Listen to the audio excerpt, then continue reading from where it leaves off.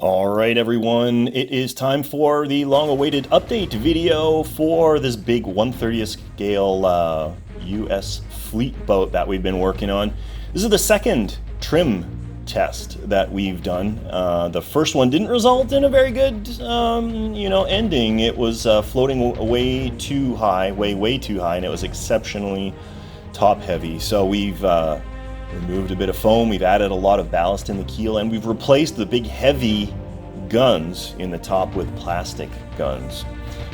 Here you can see me kind of pressing down on the boat, trying to get an idea about how much force is required to get it down to submerged waterline, which is what we're doing. That's the only thing we're trying to do here. We're not testing functions, we're simply trimming the boat out for submerged operation.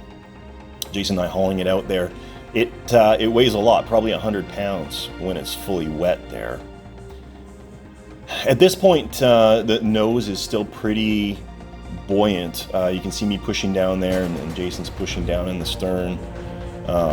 Nose is floating up out of the water, and the stern is sinking. So in that case, you don't necessarily want to add foam in the back. You need to remove foam from the front. You're looking for sort of net buoyancy.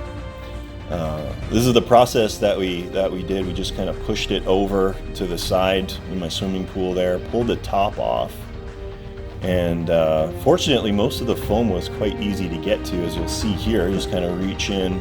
We have big styrofoam plates that we had in there. I can pull this one out. This one is like probably 20 cubic inches of flotation. We just pull that out, throw it back on, put it back in the water.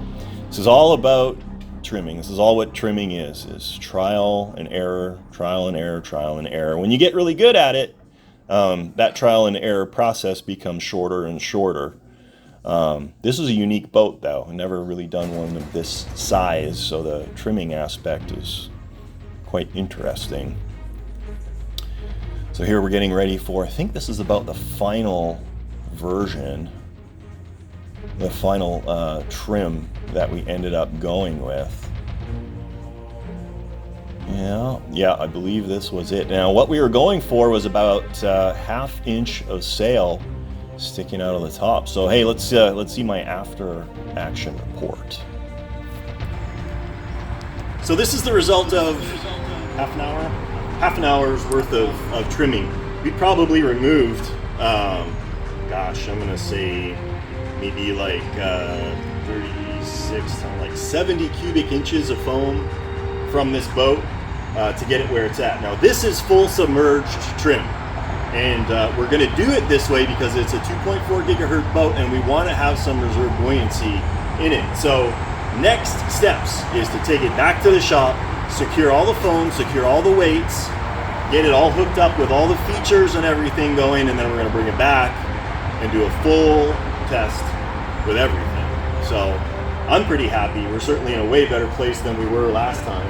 This is really statically stable. I'm really happy with this. I think this is gonna work out really well. So back to the shop we go.